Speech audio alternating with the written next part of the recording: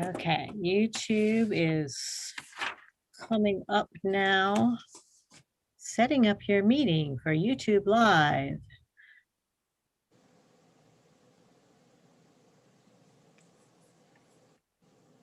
Okay. Ready. Okay. We are set. Okay.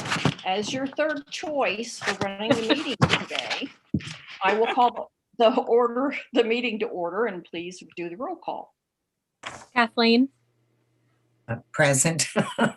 Barb, Here. Tracy, Here. Karen, Here. and Sue's here. I need to flip-flop my names. And no Harold and no Mark. Okay, do we have any public participation? Okay, I will move on to number 3, approval of minutes of the January 2021 regular meeting. I'll move. I'll second. Okay,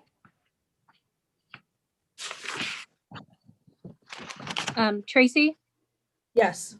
Barb, Yes. Karen, Yes. Sue, yes. and Kathleen. Yes.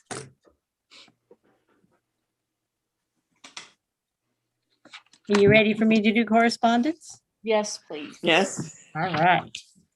So, excuse me. So the Public Library Fund for February of 2021 was pretty high. It was over $127,000 this month. February does tend to be a little bit high because of the timing of tax payments, but it was even almost 8% more than the Department of Taxation had estimated. So the revenues are running strong right now, and we'll take it while it's happening because we don't know what's going to be going on throughout the rest of the year. I wanted you to also know that we had received an email message from Hillary Dunlap, who is a preschool intervention specialist at Mount Orab Elementary School. They had done a test of doing a Zoom story time with a number of the preschools through the County Educational Service Center, and it went so well, and this teacher was so thrilled that she contacted Adriana for doing more of those more frequently. So it's really working, and we're supporting our school systems. And as far as Ohio Library Council goes, there has been some work on the legislative front. And one of the things that they have done is they have reintroduced the bill about broadband expansion. It is now called HB 2, that's House Bill number 2 in the House, and SB 8, Senate Bill 8 in the Senate. So that says to me that we are going to have to see work in a conference committee, and the two chambers are going to have to come together on this bill. But this is the bill that would provide funding that would be available to private internet service providers that would then have to work with localities or regions to build what I'll call last mile, those that are not served at all or terribly underserved with internet services. The interesting thing about this is that apparently during some of the discussion in their committees or in their chambers, one or more of the senators and or representatives talked about libraries being closed. And that's dangerous for us in terms of keeping our funding levels in this new budget that's been introduced by the governor, and then will go obviously to the House and the Senate for approval for this coming year's state budget, that starts July 1. So it is time to contact our senators and representatives to say to them, thank you so much for supporting these broadband bills. And yes, our libraries are open and they are doing all kinds of virtual activities and doing in-person service as well in a safe, and limited way so that they know, obviously I can and will do that as well from the library, but with legislators, I think it's a fine balance because staff have a vested interest in the library because we're employed by it. But you as community members and as volunteers, as unpaid volunteers, have their ears often better than we do as paid employees. So if you have time, Terry Johnson is our senator for this area and Adam Bird is our representative. Our new representative. That's exactly right. That's Our right. new representative. And because they're both relatively new, they need the education. They don't have the longer term experience of knowing all about library funding and what we do. So we have our work cut out for us this spring in helping them understand who we are and why we're so important to our communities.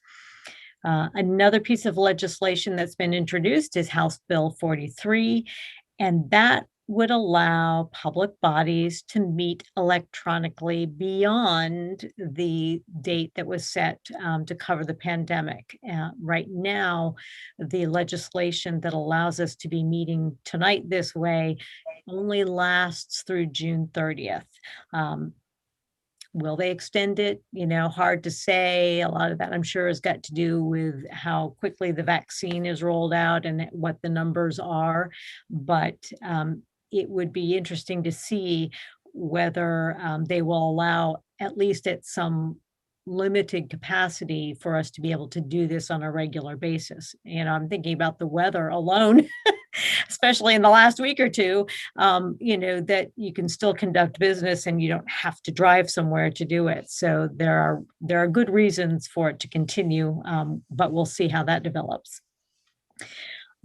Just a reminder, library trustee workshop is going to be held virtually on the 6th of March. The 28th of February is the last day that I can register anyone if they're interested. So please let me know. And tomorrow is Toni Morrison Day. So if any of you are interested, there are some celebrations going on. I believe she was from the Cleveland area, and that's where her experience with libraries was. So it's a big deal in Ohio for that to be taking place.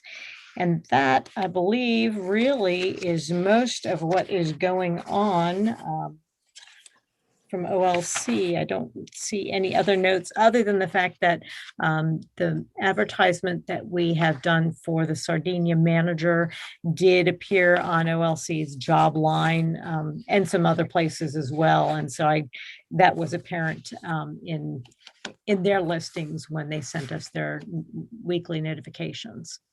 And that's all I have. Alrighty, and for reports, Sarah, do you want to give us the financial report? I sure can. Thanks, Sue. Appropriation Summary.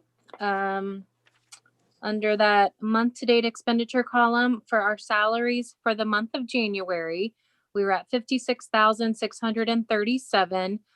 That's down about $2,000 from December. Employee fringe benefits, $16,421. That's up about $2,000 from December. Purchased and contracted services, $9,174. That is down about $2,700 from December. Library materials and information and supplies, that is down about $25,000. That's because we had to pay and spend and get everything finished for 2020. Our total month-to-date expenditures was $97,314. Bank reconciliation. After the receipts and payment adjustments, our total bank balance was $801,099.49. Outstanding payments for January, all checks have cleared. There are no outstanding January payments, so that's always a good thing. The general fund cash flow. This report does not look great right now. Once we pass, you guys vote on the permanent budget, I will make this look beautiful. So you have, right now we have all the estimated amounts for the general fund. I'll tweak this for February. And so that right now the actual column for January is accurate. The PLF for 2021, the estimates, that is accurate, but everything else will, like I said, will need to be tweaked. So I wanted to point that out. So Sarah, are you saying that at the end of the year, we're not going to have $330,000 over and above our minimum fund balance? No, watch that number for February, Lynn. Oh, man. I said it's not pretty right now. I probably should have just emptied it all out instead of having it, but I may use some of the numbers. If salaries were 10% higher in 2021, I'm just going to tweak those numbers just a little bit. So that's why I left them. So it's not very pretty, but just know it will be accurate for February. Okay. Cash summary by fund. Like I mentioned, our total expenditures was $97,314. Our bank balance once again was $801,099.49. That spreadsheet that says January 2021 expenditure reconciliation, payments out of accounting, they were $28,291. Both of our payrolls were pretty consistent, just within a few dollars of each other. That never happens. So the retirement was $8,005. Medicare, the board share was $796.25. The board share health was $4,769. And then you'll notice our taxes. So our total payments, $97,314.69. Payment listing report. Any questions about payments that I made? It was a short list. No questions. No questions? No questions. Fund summary. So our current reserve for encumbrances, that's our open POs, we're at $118,471. We still have a handful of 2020 POs open, about $4,600. So we are dwindling those down. It's still, like I said, from the meeting in January, it's a lot of the book publishing companies. The invoices are slowly coming in.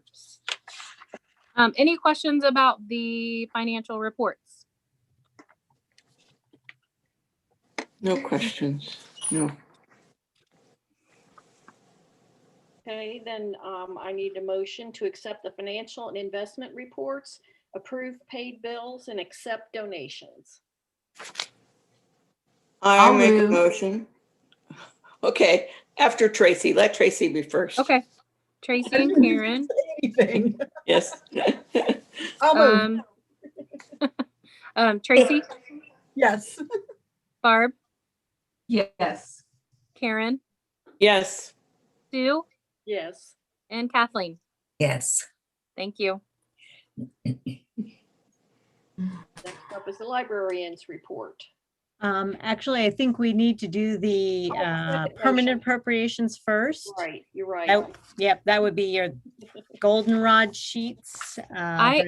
Sorry to interrupt you, Lynn. I added something to the Dropbox this morning. It's just a nice detailed list of all of the permanent appropriations if you want to look at that against the goldenrod sheet. Do you want me to see if I can screen share that really quickly? It'd probably be helpful for them to see it.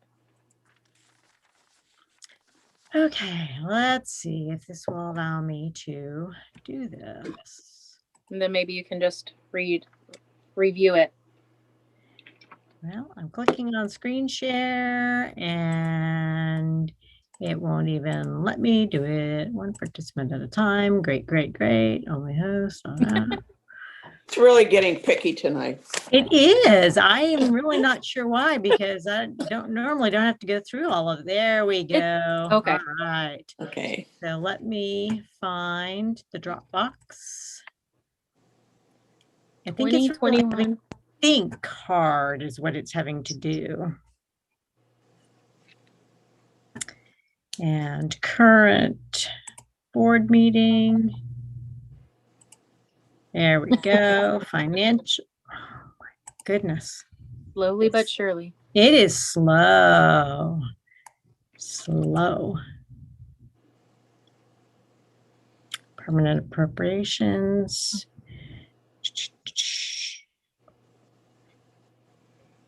So there it is.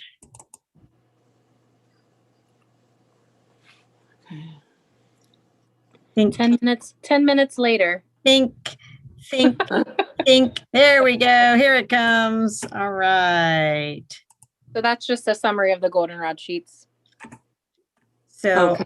are you all actually seeing it? Yeah. Yes. Yes. Mhm. Yes. Okay. So, yeah, so there's, and I think this is what the auditor requires, is just the by fund. But of course, we have to come up with those numbers somehow. And the goldenrod sheets are our spending plan. So I took what we had done in December, which was an estimate. Of course, we didn't know at that point how much we were really going to end up the year with. And so I tweaked numbers. I will say this, normally I have underestimated the revenue and overestimated a little bit on the expenditures just to cover normal operating costs. So in the event that we had something happen to the budget, especially in a budget year when we don't know what will happen halfway through the year on July 1st when the state adopts a new budget, we've got a cushion, and it's easier to adjust when you have a cushion. We are getting to the point with the amount of our revenues and the kinds of things that we spend it on that it is much more difficult to find that kind of a cushion. And so I am going out of my comfort zone and really putting very closely what I think we're actually going to be getting in terms of revenue and what we need to spend on the expenditure side. So there's not as much cushion this time. So if the numbers look a little larger on the revenue side, I mean, we're almost at $2 million in revenue. That's the reason why. But yes, minimal cushion on the revenue side, but you can see a big change is the fines and fees because we are waiving those, but there will be small trickle in as, for example, people lose things and have to pay for replacements, that kind of thing. So just a tiny bit of money built into that. And then as far as expenditures go, I like to talk a little bit about the targets, the percentages of where we spend our operating budget. And the target has been about 60% on our staffing costs. In the last couple of years, I've talked about that actually being a little bit low percentage for a customer service oriented organization like ourselves. And I think we really should be considering 65% as the real target. But right now, this proposal in front of you for the permanent appropriations is at 58.8% of entire expenditures. So we're still under that 60%, even though it's my belief that we should be putting more money towards our staffing because we are a staff intensive organization.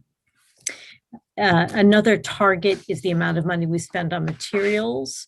And we are changing. Obviously, last year may not be entirely how we're going to carry things out from, forward from here, but we converted a lot of print money that we would have spent on print materials to electronic materials, but we didn't stop. I know some libraries really stopped buying print materials.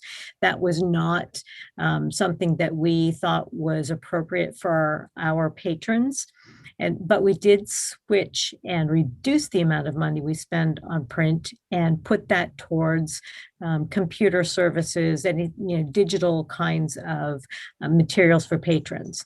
Right now, the percentage of our expenditures on materials is about 15%.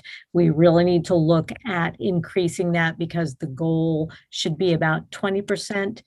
But also, as I've said over the years, That's most libraries don't get anywhere near there. 15% is more common for libraries to reach, 15% of their entire expenditures. And then everything else kind of is, what you've got. And actually, I see Harold coming in, so I will admit him to the meeting. Sarah, if you want to make note of that, Harold coming in. And then the other places that I just want to draw your attention to, I actually put more money into the technology fund. So we're looking at putting $50,000, and this will probably be closer to the end of the year, but $50,000 from the general fund into the technology fund to help support things like, do we need to upgrade servers? Is there software that needs to be need to be renewed, and then refresh the equipment that we've got. And the other place where I bumped up some of the transfer into the special funds was for the capital improvements. And that I moved up to $100,000 because we have facilities that constantly need attention. Roofs being fixed, HVAC repaired or upgraded, lots of things going on. And we just need to make sure that we're continually building that particular fund so we can take care of our facilities into the future. So that's kind of the, short description of the details behind the spending plan. But Sarah, you want to take it away from the fund level dollars that you've got there? I'm sorry, Lynn, what? Did you want to say anything about Oh. those fund levels? No, I don't think so. I will get this approved by Jill Hall tomorrow, as long as you guys are in agreement. But no, I think it's a great map of 2021. Okay, I'll ask for a motion to approve the 2021 spending plan as permanent appropriations. I'll move. I'll second.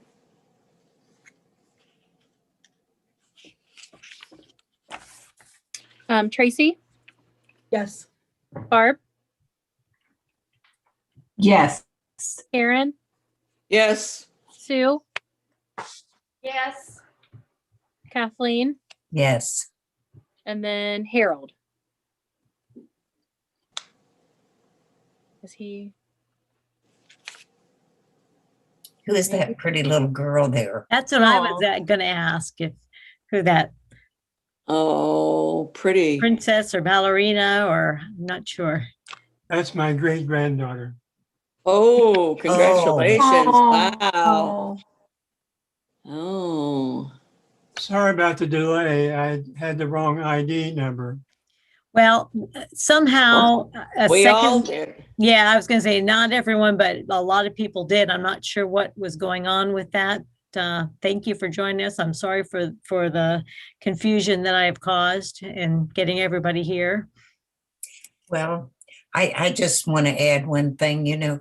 Every year since I have a grandson with a disability, and being on the vocational board, I've been allowed to attend the Night to Shine. And anyone that's ever been able to attend that, it is remarkable. Mhm. And all the honors in the world couldn't match what Tim Tebow deserves for doing what he does. And this year it was just a virtual. But it still was nice. Yeah. My family, they've got a big sign at the end of their driveway, and all the kids' pictures are online. They're holding up their sign for Night to Shine. But it's just such a beautiful. It usually I can't remember now because I'm getting old and I don't remember if it starts, the dancing starts with or ends with ABBA, Dancing Queen, you should see those young girls out there. Well, they're not young, some of them. It's so heartwarming. So my heart kind of aches for them not being able to get Yeah, out there and dance Mhm. this year. Yeah, yeah. you are correct. Okay, That's we want to neat. move on to the librarians report. Okay, so you were all given the building report that gave you some information about what the branches had been doing this past month in January. And you actually have some managers here at the meeting tonight. So if you have any questions, or if any of the managers would like to offer any information that either did appear on the report or else something extra that you'd like the board to know about, now's your chance.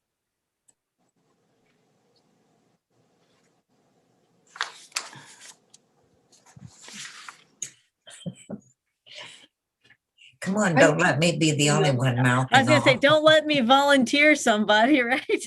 No, I'm interested in knowing, I don't need like the directions, but like, give me an idea how those lockers work. How, Tanya, this is your baby. They are super, super easy. We have a web portal. We log into it. You plug in, there's very few boxes that you have to fill out. You put in the patron's barcode, their name, their number, email address, say okay, that part's done. You receive an email, you go outside and you push in the numbers, you sign in there, and the locker pops open and you put the stuff in there, close it, and the patron receives an email. Gosh, that sounds simple. Very, very easy. The whole thing takes about 30 seconds. Oh, gosh. It's very easy. They made it very easy for us, and it's extremely easy for our patrons. The ones who have used it at Georgetown really like it. It's been very easy for them to walk up to the machine, either type in their number or just have their smartphone and they turn it around and it scans the barcode that they were emailed, and their locker pops open. They get their stuff and close the locker. They're done. that's so cool. I have a good example today. We had a teacher that contacted Adriana and said, I have a feeling we're not having school again tomorrow. I want to do a read aloud. I need some books really bad. I know you're closed. And Adriana said, I can put some stuff in the locker. So she went over, grabbed her some books and put them in the locker for her today so she could come over and get them for her class tomorrow. Oh, that's great. Oh, well, this is good. Yeah. Yeah, the teacher was overjoyed. Adriana stopped and talked to me about that. I was going to talk about it if nobody else was. So yeah, I think it's people are finding that, we are finding, I think staff might have questioned, well, why are we going to do this? Not all staff, but some, we don't need this, but the convenience for patrons, and we can serve so many more people when we are not open. It's working out very well so far. Tracy, something that I thought was really cool about them is when you go into the web portal, if the patron you're talking to needs assistance with like ADA compliance and the height of their boxes, you just click a box and it will select one that is appropriate for ADA compliance and height. And you just automatically, it'll choose that one. And that's the one that you can put your stuff in and then can have access to it. Things like that. It's just really thoughtful. Oh, that's good. Wondering about that. Oh, that's great. Oh, gosh. Okay, Amber, I'll be brave and you can put it in a lockbox, or you can put it in the locker tomorrow and I'll try it out. Okay, we'll figure it out. We'll see if you can learn how to do it. That sounds good. That sounds good. And we are doing, we're doing a soft rollout. We had administrator level training first, and then all of our other staff were actually on the front lines using it. And the company encouraged us to test and practice for a while. And, it didn't take long for staff to be able to figure out how to use it. It's, if you've used Redbox or, anything, curbside pickup, whatever, it's all the same kind of process. So it's naturally in most people's experience already. We are now going ahead and doing that with patrons. We just sent an article to the newspaper, and we're just going to just put it on the website, and are just going to start with the social media. We wanted to be sure that we could do it well before we started having people really asking, just, instead of asking just because they walked past it when they came in the building. So yeah, we're excited.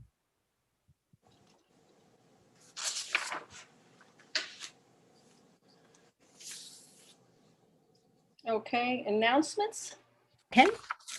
Well, actually, statistics, I'll just mention January tends to be one of the slower months of the year, although I do recall reading somewhere that I think it was Tanya's staff who felt like they were busier than ever, and probably since the pandemic started, that is not inaccurate at all, but it does, in general, January tends to be a slower month.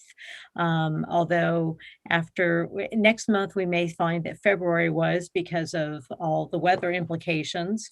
But one of the things I wanted to point out was that the program attendance, it may look a little bit odd because we're not running as many programs, and they aren't the kinds of programs done in the way that we used to do them.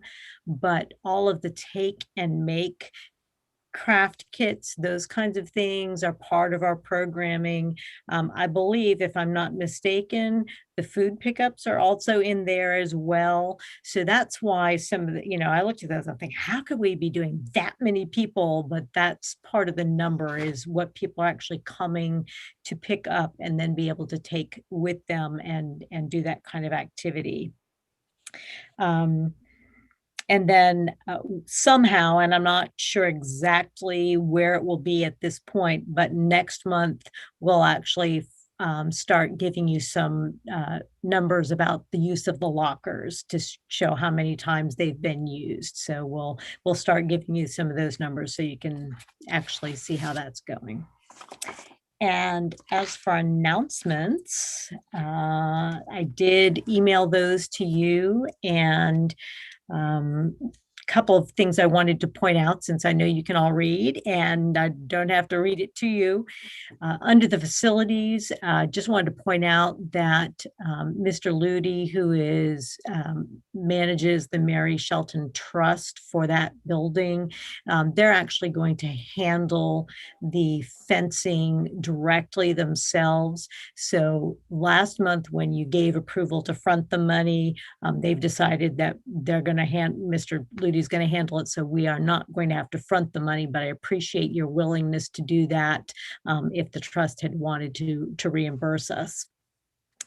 One of the things under community initiatives that I didn't put in there is that we are reaching a lot of people, even outside of our normal geographical area or our normal service area. I had an opportunity to prepare a video about working in libraries and all the possible jobs that you could do. And in the process of trying to find some interesting things to put in this video, because I didn't want to be a talking head, just talking head to people, was I was looking at our YouTube channel to see what kinds of things were out there. And I just happened to look at the statistics. In the last 28 days, and that does span part of January and part of February, our YouTube videos have been viewed over 3,000 times. By 2,000 plus unique viewers, unique users. So, we may not think about it on a regular basis, but there are a lot of people out there consuming content that we've produced, because a lot of our videos are story times being read. You know, during the summer, we did some craft and other kinds of demonstrations. People need things to consume that are not necessarily pay-per-view. So that's something we're going to keep in mind as we continue to develop content. We talked about the lockers.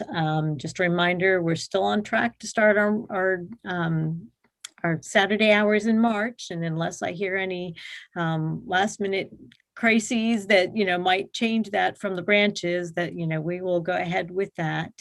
And then under the grants, I just verified that the Cook Foundation had actually given us additional funding for 10 additional Wi-Fi hotspots at the Mary P. Shelton building.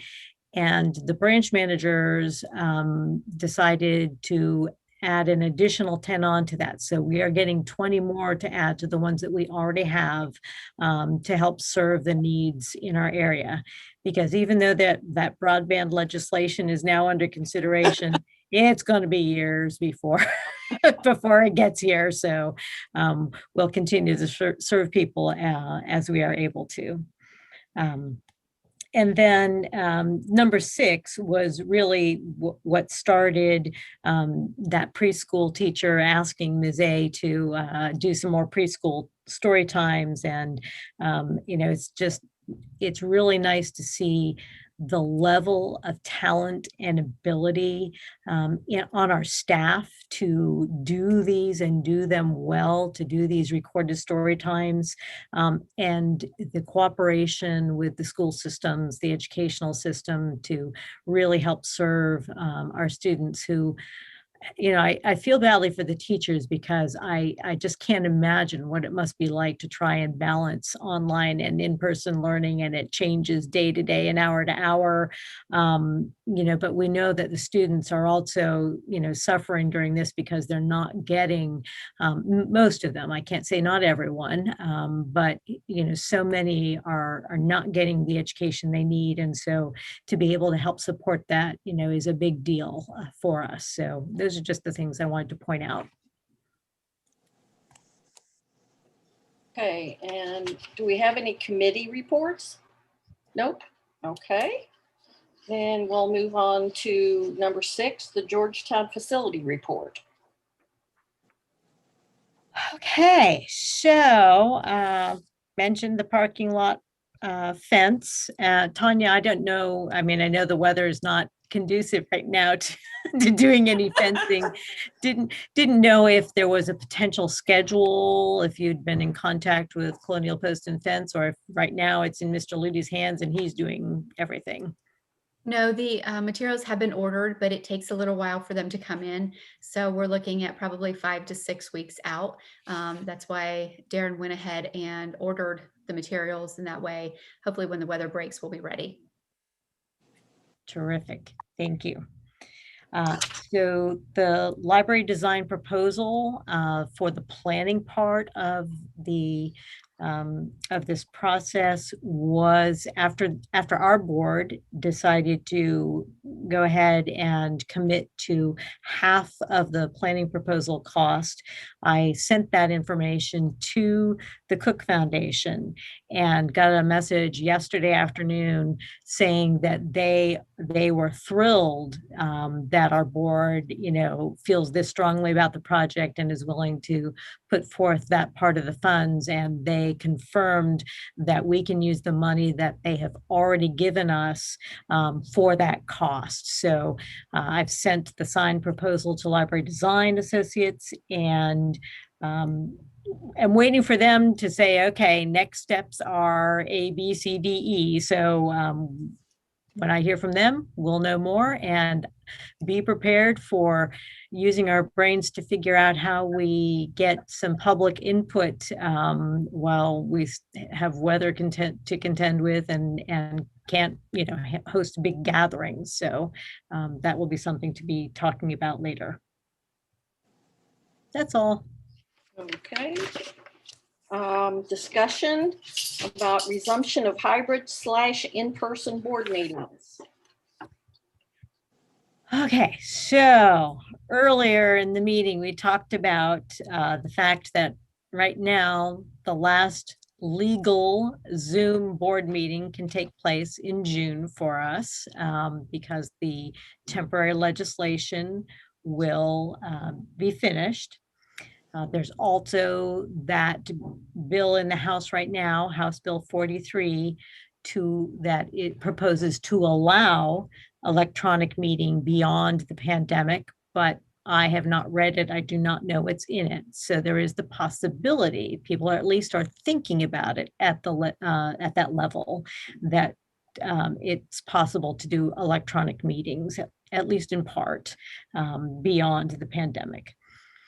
So, my question is, knowing that it could be June when our last meeting, this way is allowed, do we want to start trying some kind of hybrid version where maybe a couple of people are willing to come to a location and we broadcast the rest of it to others, other board members and or staff who might want to join? I'm thinking, well, May might be good because that would be in Georgetown. That would be the beginning of our regular rotating cycle of meetings throughout our buildings. The weather shouldn't be an issue by then. We have snow. Oh yeah, well we won't be in thunderstorm and tornado season, will we? Yeah. Oh, But it would be an opportunity to kind of think about, do we say, maximum of 3 board members on site, and I'd be on site and we set up the camera and do Zoom for the rest of it, or I just kind of want to see what if you've all been thinking about it and what you think might be appropriate. I think it would be great. Do we have a place we can go where we can sit in a corner? I'm willing to. Tired of this. Well, the idea would be is if we said, okay, well, it would really depend upon the size of the room, the meeting room that was available to us. But I would think that if we said, if it was me and 3 other board members, you easily could fit 4 people and be far enough away from one another for it not to be an issue, because with the way that the vaccine is rolling out, even though some of you may be covered, there are others of us who are just kind of going, yeah, it's going to be December before I ever, get a vaccine. So it's a good question, Karen, but I would say that we would need to limit the number of people. And we might even say, okay, Georgetown, well, the 2 Georgetown people get first dibs, on being on site because they're close by, less driving, for them, and then, go from there. But I mean, that's just the things that have popped into my head. I honestly think they'll end up extending it. I like the idea of a hybrid. Maybe, whichever library it's close to, those people could go in. But it also, I don't think they're going to be at the point where they're going to have this much, the majority of the population. I went visit my doctor last week and she said she truly believes that it's going to be through next winter where we're still having to do the mask and the social distancing, because it's going to take that long to get everybody through it and through the next high peak season, which is always the winter. So it could be before that, but I would think they'd extend it. But I think it's nice I can see where it's nice to do this when you can't get there, or it's it's far away, that some people just don't, we can still participate, but we don't have to be right there. Okay. Who else? What other thoughts? I like remoting in. I do too. And I'd rather do that than come in, and if anybody wants dibs on a spot in Georgetown, that's fine with me. That's okay. It's no problem at all. And that just with my weird work schedule, that just works so much better. Yeah. Yeah. I think we've accomplished all the stuff we've needed to by doing the Zoom meetings. Agreed. Okay. Have you heard anything from the public about us and our Zoom meetings? I mean, people that are like, we don't like that you're doing that, or I have had no feedback directly to me. I don't know if any of the managers have had anybody coming knocking on their doors. Okay. You know, if we look at this historically, so I've been with the library system, it'll be 24 years in May, right? Ow. I can almost count on one hand how many times members of the public have shown up in that period to our meetings in that period of time. So I know it's different than school boards. It's a different kind of audience clientele. So there hasn't been outcry about not being able to be there. If someone really wanted to and wasn't comfortable with, the YouTube or anything like that, I would be happy to, say, come to the Mount Herb Library. You can come wear your mask and, I'll be with you in the meeting room to speak your piece. We'll handle the technology end because we want to make sure the public can participate. So, I don't see really any hindrance if someone does express that, but to this point, no. Okay. Okay, number 8, a motion to approve extension of the Ffcra paid sick leave benefits for Brown County Public Library employees through March the 31st, 2021. Leave may be used for the 6 qualifying reasons established by the U.S. Department of Labor, may be taken in half-hour increments, and is paid at 100% of the regular rate of pay. All other eligibility guidelines and requirements set by the US DOL remain in effect. And I was going to say, sorry about that, other than the date, that language is all the same as the language from last month. I just wanted to make sure to point that out.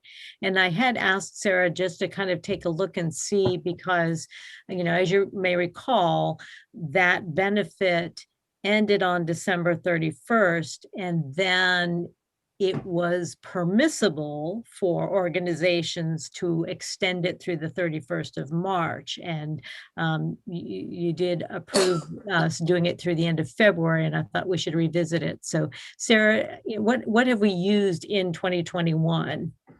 The month of January, we used 191.5 hours. January was the highest of all the months that we've been utilizing this benefit. Yeah, we just like everybody else got the surge, we got the surge. Yep. I think for February, for the first payroll in February, we used 49 hours. So, and I would anticipate that to be even lower for the second payroll in February. Sorry to interrupt you, Tracy. I just wanted to give a little bit of clarification. I move. Second. Yes. Harold? Yes, did you hear that? Yep, I heard it.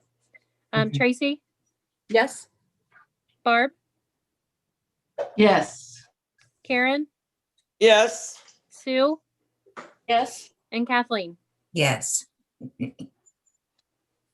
Okay, and we need a motion to waive fines and fees on all Brown County Public Library patron accounts in preparation for implementation of the fine-free policy on March 1st.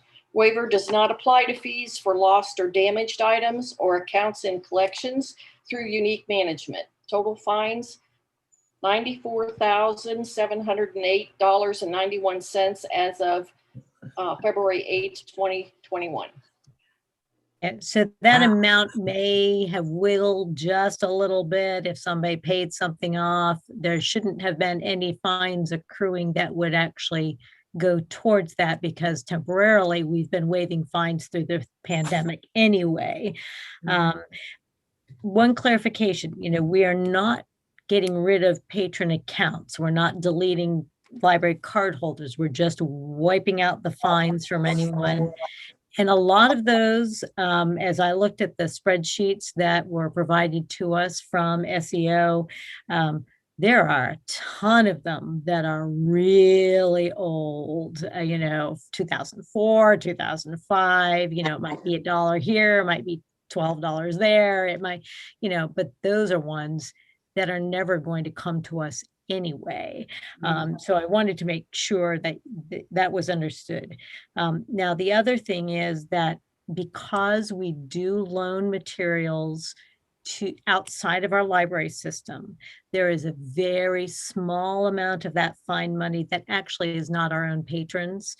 So we probably wouldn't see the money anyway, because the agreement in the consortium typically is, if you've borrowed a book from another library system, you pay the money at your local library, and your local library keeps the money. So it's all a wash, that's the way we look at it. So just under $4,000 of that 94,000 is actually patrons outside of Brown County Public Library.